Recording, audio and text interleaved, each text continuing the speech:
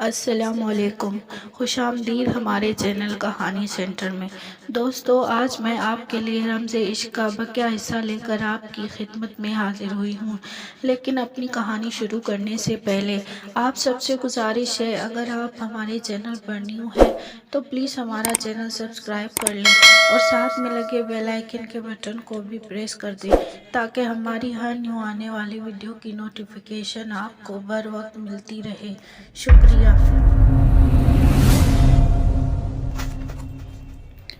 Free period تھا۔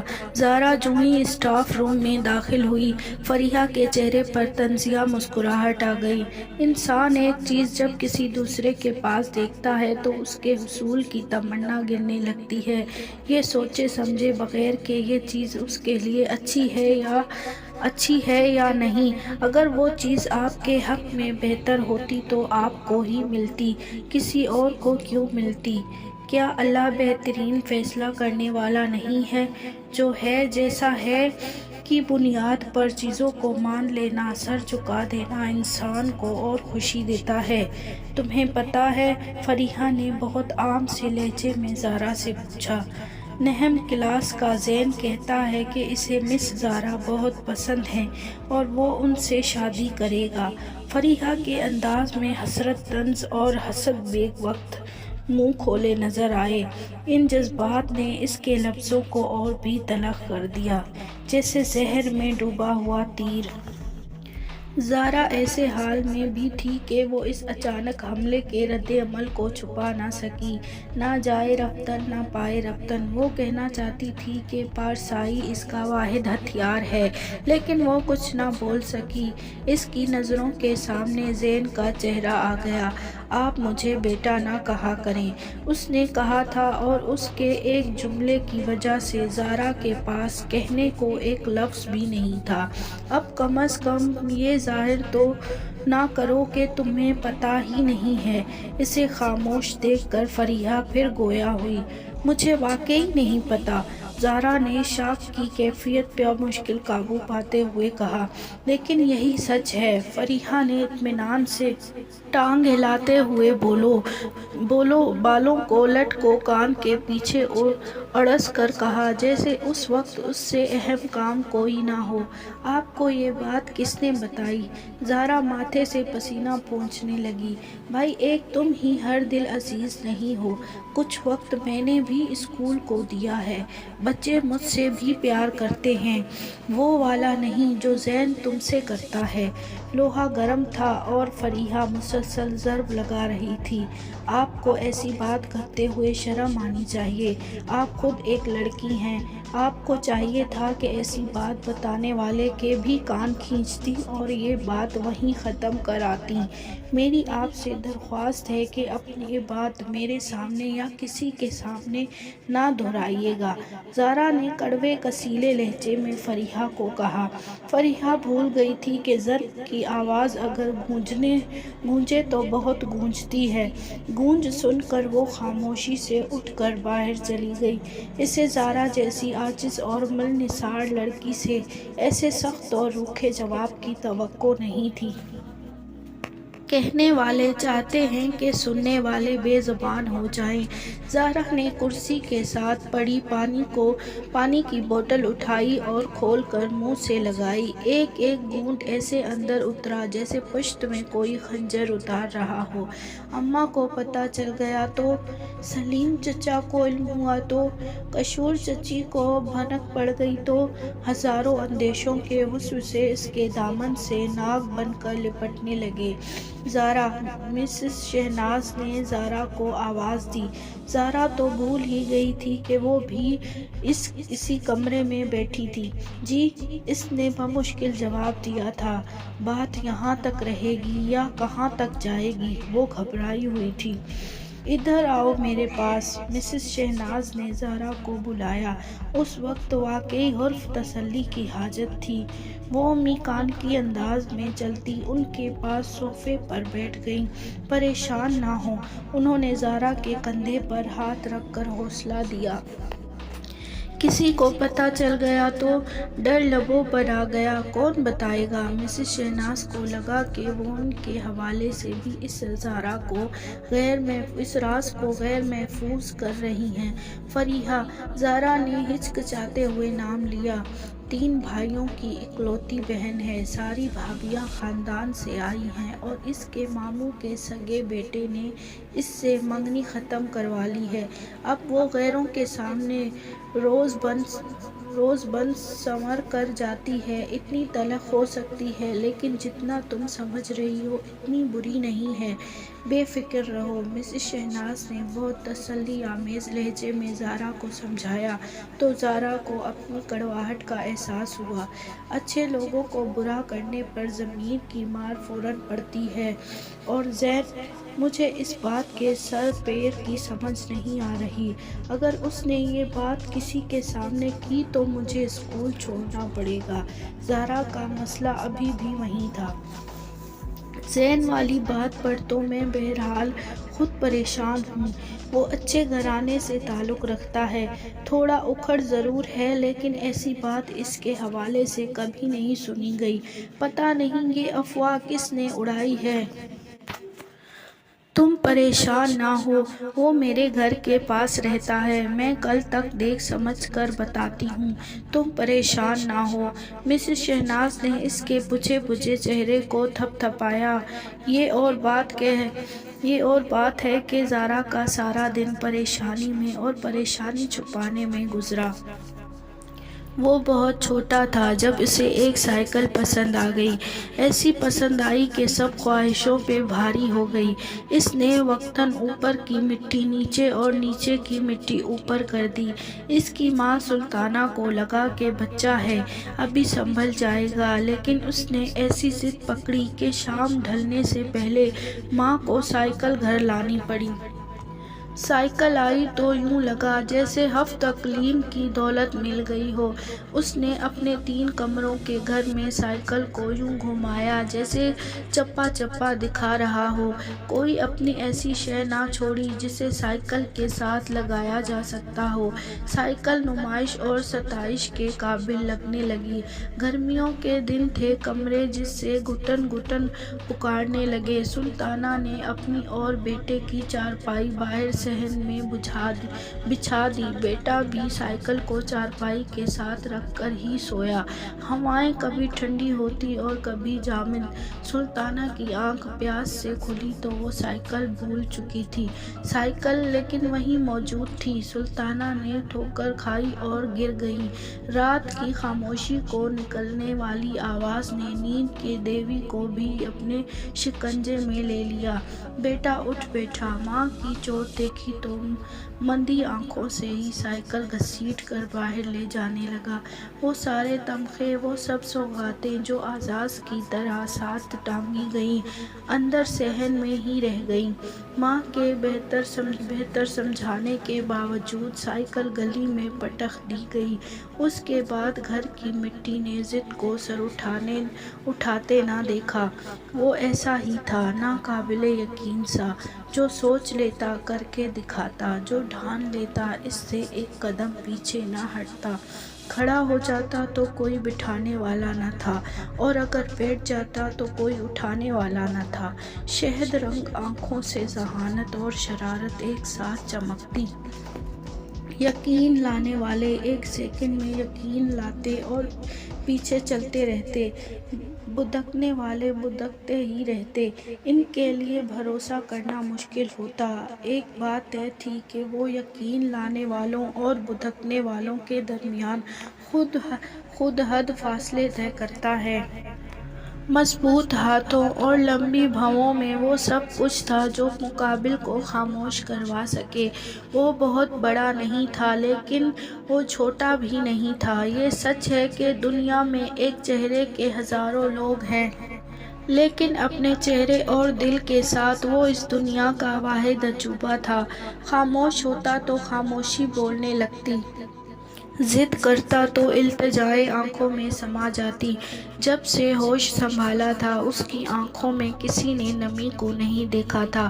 وہ اپنے گھر کا واحد مرد تھا اور مرد کی تعریف پہ پورا اترنے کی پوری کوشش کر رہا تھا۔ اس میں وہ اتنا کامیاب ہو چکا تھا کہ سلطانہ اب خود کو اس کی غیر موجودگی میں بھی اکیلا نہ سمجھتی۔ کچھ عجیب سے بال جن کو نہ تو گھنگرالا کہا جا سکتا تھا اور نہ ہی سلکی، اس سے بھی عجیب مسکراہٹ جس کے تمسخر اور خلوص میں فرق کرنا مشکل ہوتا، تھوڑی بھاری سی آواز اور سینے پر ہاتھ لپیٹ کر بات کرنے کا انداز۔ اس کی ہر حرکت مختلف تھی، نہ وہ ممی ڈیڈی قسم کا لڑکا تھا اور نہ لٹک لٹک کر چلتا اور نہ ہی بہت مدبت کے نگاہیں جھکا کر رکھتا۔ وہ متوازن اور معتدل تھا، اپنی ذات میں مکمل تھا، نپے تلے قدم اٹھاتا اور مسکراتی آنکھوں کے ساتھ اگلا قدم دل کی نگری میں رکھتا۔ اسے دیکھ کر لاڈ آتا۔ سلطانہ کو لگتا کہ ماں ہونے کی وجہ سے صرف اس کا دل نرم پڑتا ہے، لیکن پھر زین نے جہاں جہاں قدم رکھے، چاہے سپارہ پڑھنے گیا ہو یا آٹا لینے گیا ہو، لاڈ اضافی لایا، وہ ایسا ہی تھا، وہ زین عباسی تھا۔ علم ذرا زور سے بولو علم، جذب سے پڑھو، لام اور میم کو اور کھینچو۔ نشا کالا دوپٹہ لپیٹے قرآن پڑھنے آئے ہوئے بچوں کو سمجھا رہی تھی۔ زارا نے اوپر سے نشا کو دیکھا۔ اگر کوئی خوبصورت ہو تو یہ اتنی بڑی بات نہیں، لیکن اگر کسی کو علم ہو جائے کہ وہ خوبصورت ہے تو بات خود ہی بری ہو جاتی ہے۔ نشا سلیم چچا اور کشور چچی کی بیٹی تھی۔ گورے رنگ پر سیاہ دوپٹہ اوڑھ لیتی تو نظر اس سے ہٹنے سے انکار ہو جاتی۔ زارا سے 2 سال چھوٹی نشا میں تھوڑا نخرہ تھا اور بہت سی ادائیں، لیکن سب سے بڑھ کر اس کا دل تھا جو بہت جلدی پسیج ہو جاتا۔ زارا کو یاد تھا بچپن میں جب دکان کا کرایہ 6 ماہ تک دکان خالی ہونے کی وجہ سے نہیں آیا تو نشا ہی تھی جو پلیٹ میں بچی روٹی منڈیر پر رکھ کر چلی جاتی۔ گڑیا پرانی ہو جاتی تو اسے سیڑھیوں پر پھینک آتی، کبھی بھولے سے دوبارہ اس کھلونے کا تذکرہ نہ کرتی جو سیڑھیوں پر چھوڑ کر آتی۔ کوئی چیز چاہیے ہوتی تو زارا منڈیر سے چپکی رہتی کہ نشا اکیلی صحن میں نظر آئے اور وہ اس سے مانگ سکے، اور مانگنے کی بھی کبھی نوبت نہ آتی۔ نشا آنکھ بچا کر اوپر دیکھ لیتی اور سمجھ جاتی کہ کاپی ختم ہو گئی ہے اور خالی صفحات درکار ہیں۔ کبھی کشور بیگم کی نظر زارا پر پڑ جاتی تو وہ صلاوتیں سناتی کہ زارا کے پاؤں اس کا وزن برداشت کرنے کے قابل نہ رہتے اور وہ ڈھے جاتی۔ ثمینہ مشورہ دیتی، چیز کے بغیر گزارا کر لو، عزت کا سودا نہ کرو۔ اس لمحے نڈال ہوتے وجود کو یہ مشورہ ادرک کے سواد جیسا لگتا۔ وقت نے موسموں کی رفتار سے شرط لگائی اور سالوں بعد نشا بھی اپنے والدین کے رنگ میں رنگ گئی۔ زارا کو یقین تھا کہ اگر وہ زارا کی کالی آنکھوں میں جھانک کر دیکھ لے تو بچپن کی شناسائی پرواز کر کے لہجے میں اتر آئے گی، لیکن آنکھوں میں جھانکنے کا وہ جو ایک لمحہ تھا وہی نہیں ملتا تھا۔ آج اسکول سے بھی ایسی پریشانی ہاتھ لگی تھی کہ ماں کے سامنے بیٹھتی تو پھٹ پڑتی اور پھر ماں کے شق کلیجے کو کیسے مرہم لگاتی۔ ماں الزامات سے ہی ڈرتی۔ بچوں کو قرآن پڑھانے کا رواج ثمینہ نے ہی ڈالا تھا، لیکن رحیم کی بے وقت موت پر محلے والوں کا ثمینہ کو عزت دینا کشور بیگم کو ایک آنکھ نہ بھایا۔ وہ جانتی تھی اگر ثمینہ استانی بنی رہی تو عزت کما لے گی اور گھر کی باتیں باہر نکل جائیں گی۔ اس سوچ نے کشور بیگم سے وہی کروایا جو وہ کر سکتی تھی۔ انہوں نے بچوں کو قرآن پاک پڑھانے کی ذمہ داری اپنے سر لے لی اور ثمینہ کو کنارے لگا دیا۔ مجھے جو بھنور لگا رہا ہے، کہیں وہ کنارہ تو نہیں، کہیں اندر سے کوئی ذرا سے ہم کلام ہوا۔ اف، یہ دھیان کیوں بار بار اس طرف جا رہا ہے جہاں نہیں جانا چاہیے؟ زہرا کے دماغ نے اس کے دل سے ہم کلامی کی نشہ نیچے صحن میں بیٹھی بائیں ہاتھ سے اپنی پشت دبا رہی تھی۔ دفتر نظر زہرا پر پڑی۔ اگر تمہاری طبیعت نہیں ٹھیک تو آج میں بچوں کو پڑھا دوں؟ زہرا نے لمحے کو قید کرنے کی صحیح کی۔ نہیں، میں پڑھا لوں گی، شکریہ۔ وقت کے پروں نے لمحے کی قید سے رہائی کر لی۔ نشا نے گردن نیچے کی اور بچوں سے کہنے لگی، ذرا زور سے پڑھو عالم۔ اسکول آنا پہلے بھی کوئی نعمت مترقبہ نہیں تھا، اب تو سوہان روح لگنے لگا۔ پہلا پیریڈ نہم جماعت میں ہے، میں کیسے جاؤں گی؟ سوچ کے گردن میں گرد اڑاتے ہوئے ہلکے نیلے رنگ کے کپڑے نکالے اور ان کا دوپٹہ ڈھونڈنے لگی۔ یہ گلابی دوپٹہ پہن جاؤ، سمیرہ نے کنٹراسٹ میچنگ کروانے کی کوشش کی۔ گلابی رنگ سوٹ کرتا ہے، میں یہ نہیں پہنوں گی، زہرا نے دل میں سوچا اور بولی، اس کے ہاتھ کا سفید ہی پہنوں گی۔ مل جائے گا ماں، چھوٹی سی الماری میں دوپٹہ کہاں کھونا تھا، سو مل ہی گیا۔ اس نے دوپٹہ پہنا اور چہرے پر اسکارف کی طرح لپیٹ لیا۔ بے سکون سی نیند نے آنکھوں کے ٹوڑے نمایاں کر دیے تھے اور رات بھر کمرے میں مچھر بتی کے جلنے سے جلدی بھی احساس ہو کر سرخ ہو رہی تھی۔ حسن بھی خوشبو اور عشق کی مانند ہے، چھپائے نہیں چھپتا۔ سفید رنگ میں بھی اس کی معصومیت کلیوں کی طرح چٹکنے لگی۔ اپنی طرف سے وہ ساری احتیاطی تدابیر کر کے اسکول پہنچی۔ آج اس کی اور مس شہناز کی گراؤنڈ میں ڈیوٹی تھی۔ السلام علیکم میم، کیسی ہیں آپ؟ زہرا بڑے تعظیمی انداز میں بولی۔ اسے ان کا کل کا حسن سلوک یاد آیا۔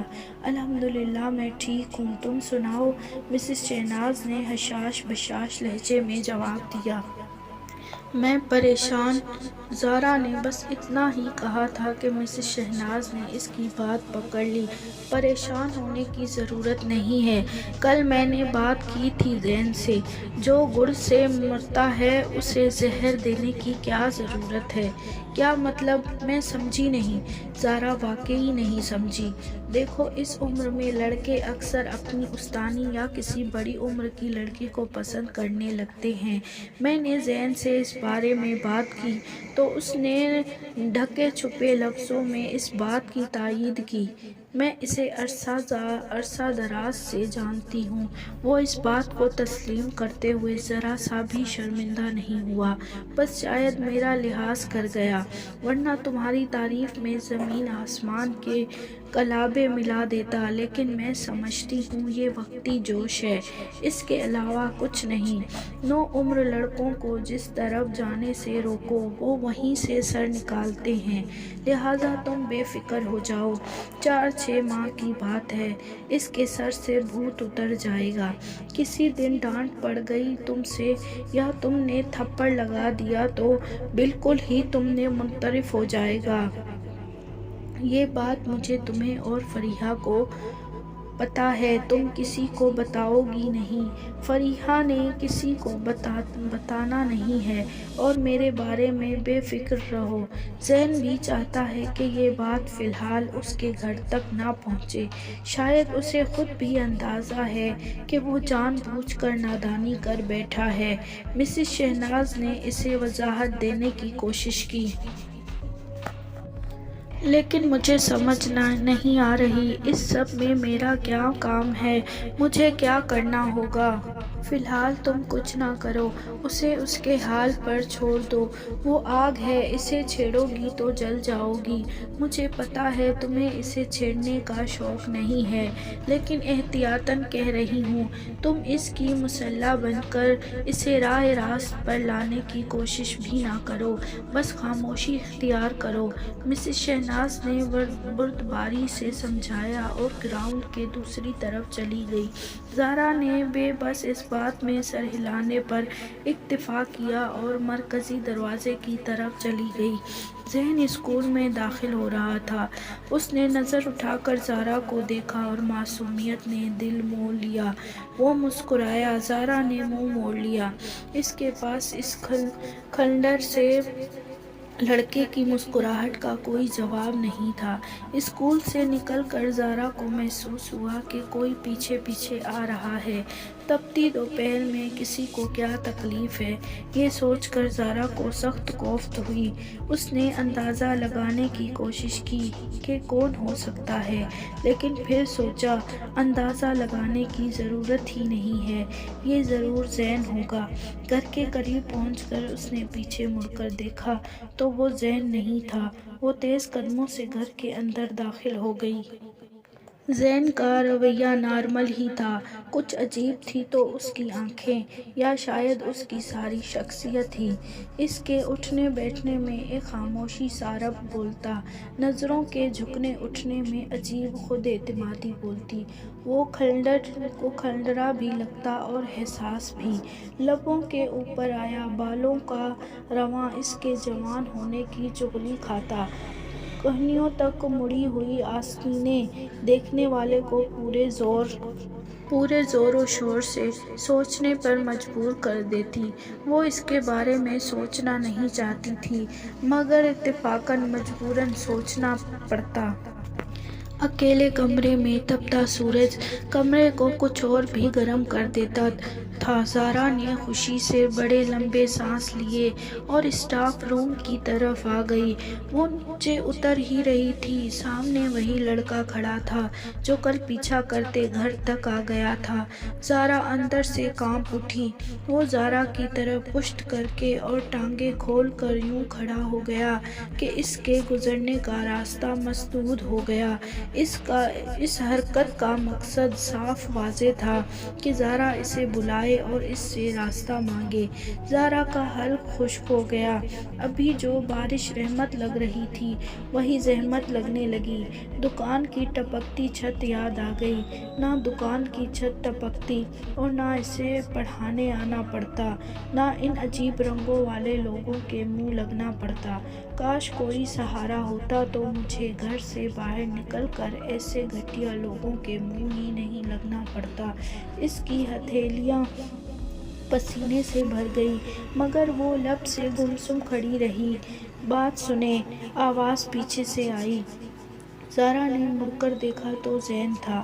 زارا نے بے چارگی سے دیکھا، آگے کنواں تھا اور پیچھے کھائی۔ زین نے ایک نظر اس کی آنکھوں میں اور دوسری نظر ناک کے چمکتی لونگ پر ڈالی اور اگلے ہی لمحے وہ اس لڑکے کے سر پر تھا۔ اندھے ہو کیا؟ دکھائی نہیں دیتا؟ او ہو، میں نے تو دیکھا ہی نہیں۔ وہ لڑکا مسکرایا اور جان بوجھ کر انجان بننے کی کوشش کی۔ اب نکلو یہاں سے، نہیں تو میں تمہیں دیکھ لوں گا۔ زین نے اپنا ہاتھ اس کے کندھے پر رکھ کر دبایا تو وہ لڑکا سٹ پٹا گیا اور راستے سے ہٹ گیا۔ اب سیڑھیوں پہ صرف زین اور زارا تھے۔ زین زارا کی طرف بڑھا اور کہنے لگا، اس لڑکے کا نام عاقب ہے اور آئندہ یہ آپ کو پریشان نہیں کرے گا۔ تو زارا کہنے لگی، تم بھی اس کی طرح لچے لفنگے ہو، میں تمہاری شکایت کر دوں گی۔ لیکن پرائیویٹ گلی محلے کا اسکول ہے جسے تم جیسے لڑکوں کو خبر لینے کے بجائے وہ میری جگہ کسی عمر رسیدہ ٹیچر کو رکھنے کو ترجیح دیں گے۔ میرا مسئلہ یہ ہے کہ نوکری میری ضرورت ہے۔ زین نے اسے ہاتھ کو مسلتے ہوئے بغور دیکھا۔ وہ خود کو بڑا کہنے والی شدید گھبراہٹ کا شکار تھی۔ سب کے سامنے تو آپ ہی کہتا ہوں نا، اور بڑی تو وہ نہیں جتنے سال میں تم نے انٹر میں انٹرمیڈیٹ کیا ہے، میں نے اتنا عرصہ قرآن پاک حفظ کرنے میں لگایا ہے۔ اس نے زارا کے خالی ہاتھوں کی طرف دیکھتے ہوئے بہت اعتماد سے کہا۔ زین راستہ چھوڑ کر کھڑا تھا۔ وہ چاہتی تو بڑی آسانی سے جا سکتی تھی، لیکن پتہ نہیں کیوں وہ وہاں رکی ہوئی تھی۔ تمہاری اطلاع کے لیے عرض ہے کہ میں بھی حافظ قرآن ہوں۔ زین نے ایک لہجے کے لیے پھر اس کے ناک میں چمکتے لونگ کو دیکھا اور نیچے دیکھتے ہوئے بولا، اسی لیے تمہاری ناک کی لونگ اتنی زیادہ چمکتی ہے۔ زارا کے پاؤں سے لگی اور سر پر بجھی۔ اچھے خاصے شریف گھرانے سے تعلق رکھتے ہو اور تمیز چھو کر نہیں گزری؟ کیا مجھے تم کہہ کر بلا رہے ہو؟ حافظ قرآن ہونے اور لونگ چمکنے میں کیا رابطہ ہے؟ جاؤ پہلے سیکھ کر آؤ کہ کیسے احترام کرتے ہیں، استاذہ کا رتبہ کیا ہے، پھر مجھ سے آ کر بات کرنا۔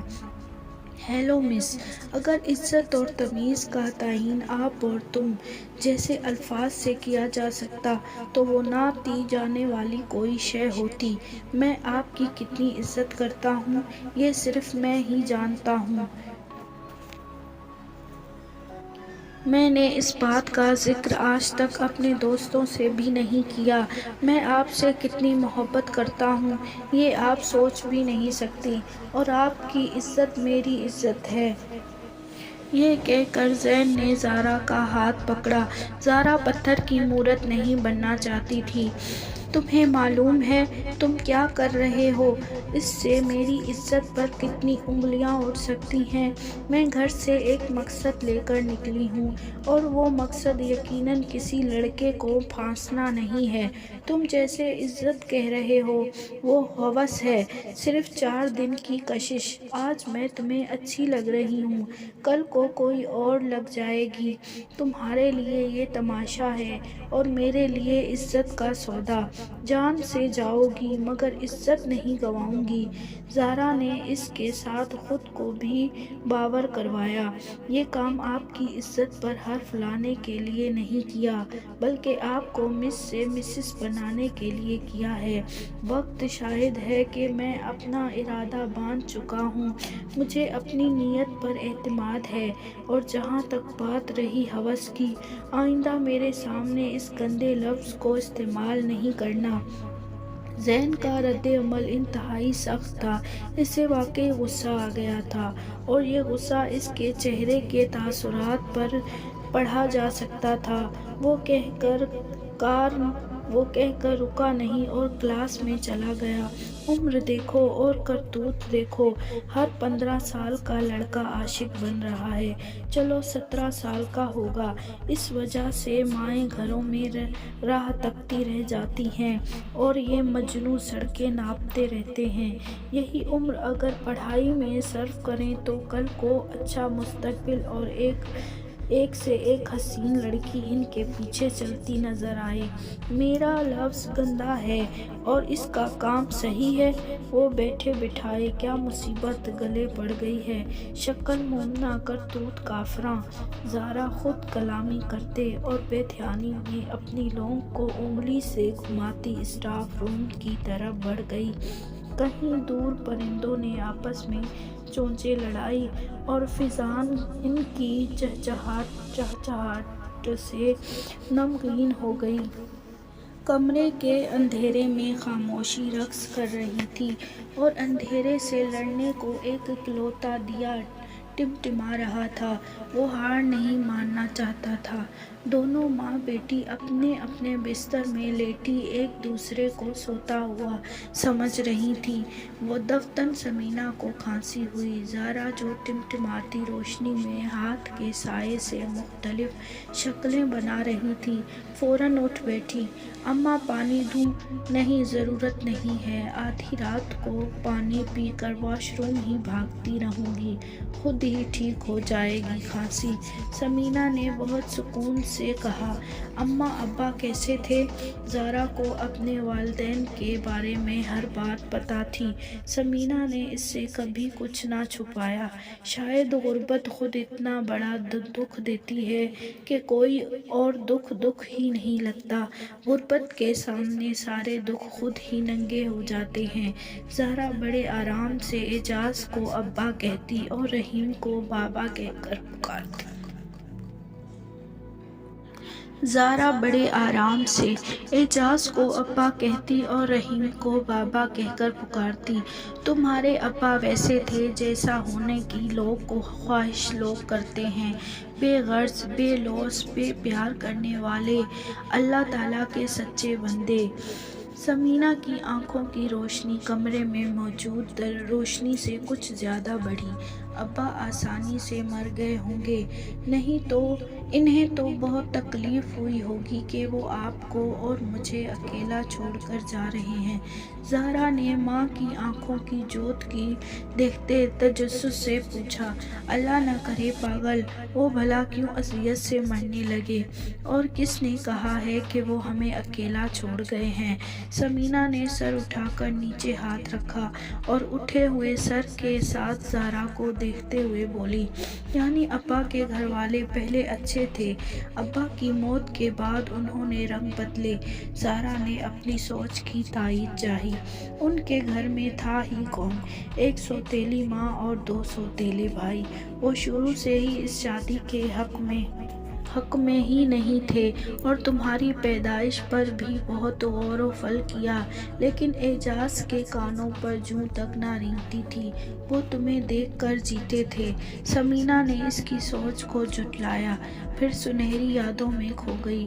فرار کتنا بہترین راستہ ہے۔ ابھی تو آپ نے کہا کہ انہوں نے ہمیں اکیلا نہیں چھوڑا۔ زہرا تقریباً اٹھ کر بیٹھ گئی تھی۔ پھر کس کے سہارے چھوڑ گئے ہمیں؟ اللہ کے سہارے۔ ہم کہاں اکیلے ہیں، اللہ ہمارے ساتھ ہے۔ ثمینہ نے بڑے یقین سے جواب دیا۔ اماں اللہ کہاں ساتھ ہیں؟ اس نے اس بھیڑ چال کی دنیا میں ہمیں دھکیل دیا ہے اور اب دیکھ رہا ہے کہ ہم کیا کر رہے ہیں، کہاں ٹھوکر کھاتے ہیں، کہاں سے سبق سیکھتے ہیں۔ زہرا نے مایوسی سے جواب دیا، ارے نعوذ باللہ، کیسی باتیں کرتی ہو؟ یہ دیا بھی اللہ کی اجازت سے جل رہا ہے، اگر نہ جلے تو کہاں جاؤ گی؟ لاکھ برے سہی لیکن نیچے رہنے والے ہمارے اپنے ہیں، اگر یہ بھی نہ ہو تو پھر بھری دنیا میں کہاں جاؤ گی؟ وہ چاہتا تو تمہیں نوکری نہ دیتا، تمہاری سانس روک دیتا، تمہیں مرض لا علاج میں مبتلا کر دیتا، تم کھانا کھا لیتی لیکن وہ کھانے کو ہضم ہونے کی اجازت نہ دیتا، تم سونا چاہتی لیکن وہ آنکھ کے پپوٹے بند ہونے سے روک لیتا۔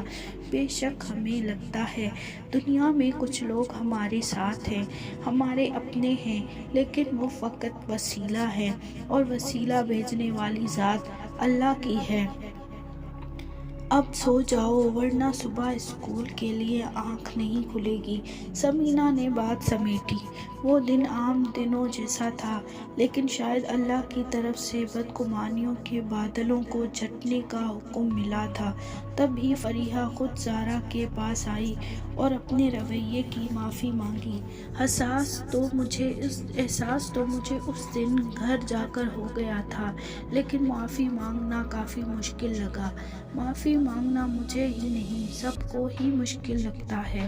سچ کہوں تو ہمیشہ اسی فکر میں لوگوں کو غلط کرتے اور اس پر جمے رہتے دیکھا ہے کہ معافی کیسے مانگیں۔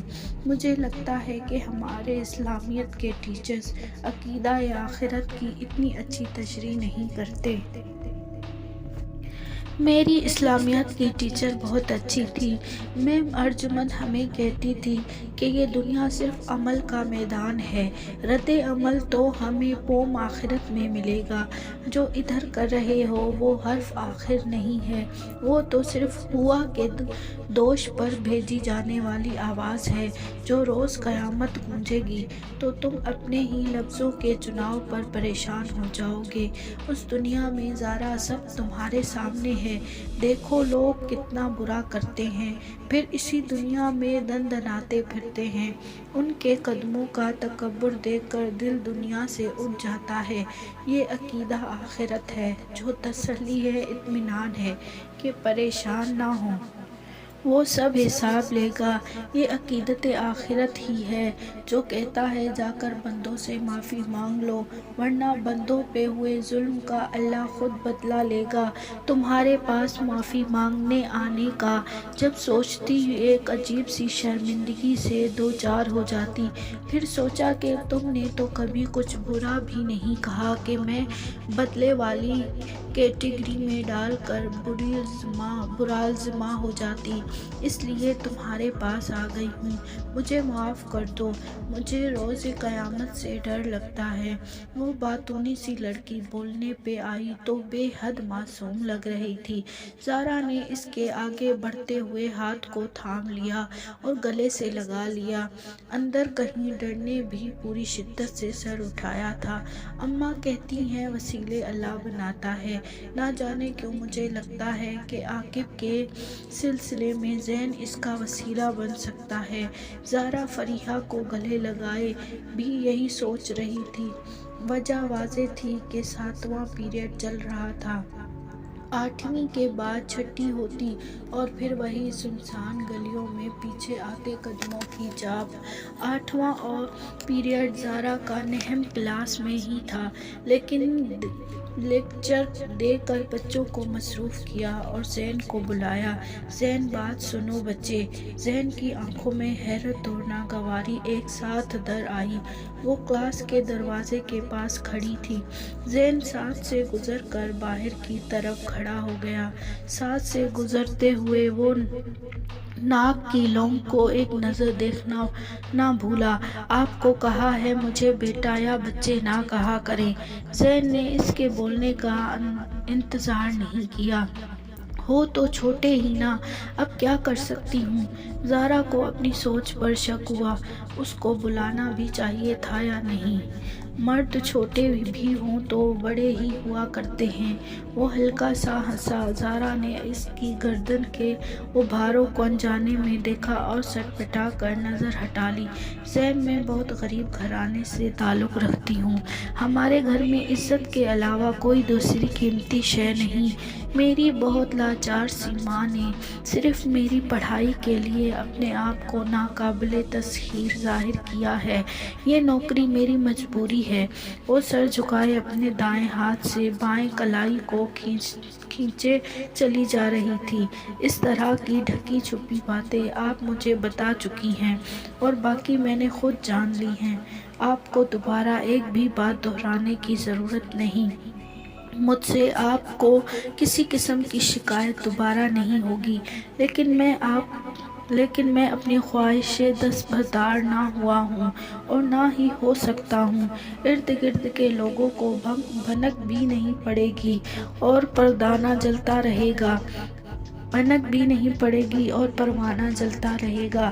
زین لفظ آپ پر زور ڈالتا ہوا شوق ہوا۔ زارا کو پھر سے کوفت ہوئی۔ زین اب اندر جانے لگا۔ زارا نے دل پر حوصلے کا ہاتھ رکھا اور بولی، سنو جی سنائیں، سن رہا ہوں۔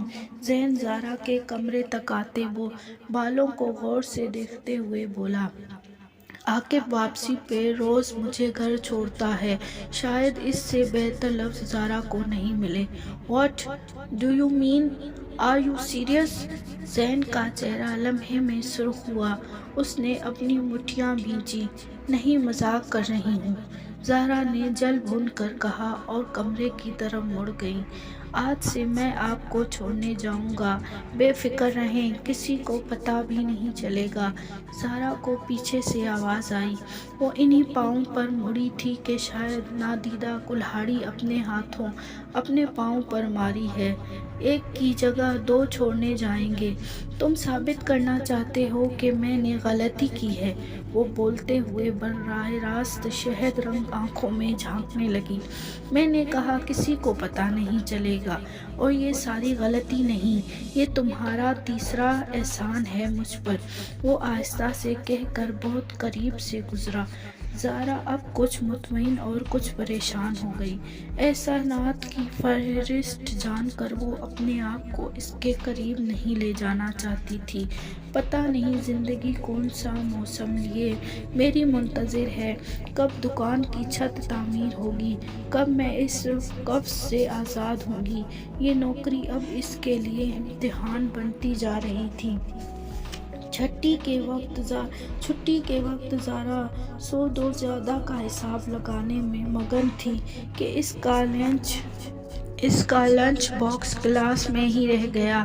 گویا کہ وہ چھوٹی بچی نہیں تھی، لیکن امی کے ہاتھ کے پکے ہوئے کھانوں کا صبح صبح انکار کیسے کرتی؟ چپ چاپ ساتھ لے آتی، کھا لیتی۔ واپس گھر جا کر دن کا کھانا ویسے بھی تھکاوٹ کے باعث یا تو نہ کھاتی یا بہت کم کھاتی۔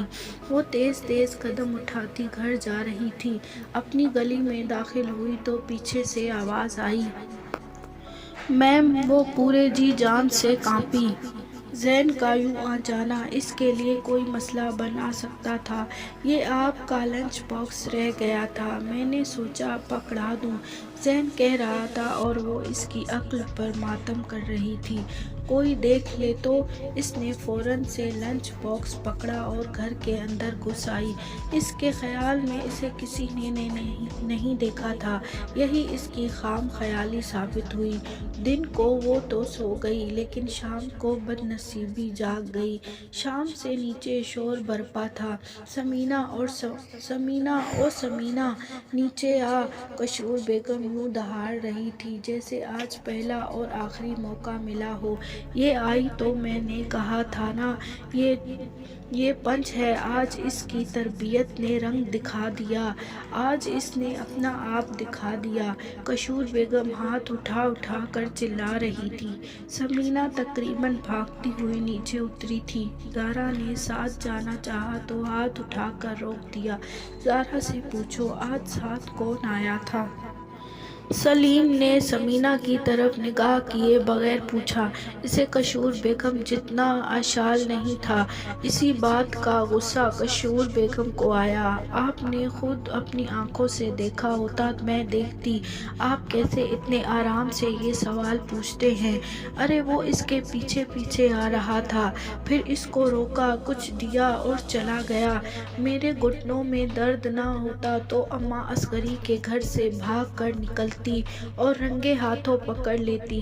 جب تک میں گھر آئی وہ اپنے ڈربے میں چلی گئی تھی۔ کشور بیگم کا غصہ سانپ کی طرح پھنکار رہا تھا۔ میری زارا ایسا ویسا کچھ کر ہی نہیں سکتی، ایسا ہو ہی نہیں سکتا۔ میں اس سے پوچھتی ہوں، ضرور کوئی اور بات ہوگی۔ سمینا آخری سیڑھی پر بیٹھ گئی۔ کشور بیگم کے تیور کھڑا ہونے کی اجازت نہیں دے رہے تھے۔ کوئی اور بات؟ کیا بات ہوگی؟ اتنا اونچا لمبا لڑکا تھا۔ میں نے کہا تھا سلیم، یہ ماں بیٹیاں ضرور کوئی گل کھلائیں گی، انہیں اسی دن گھر سے نکال دیتے۔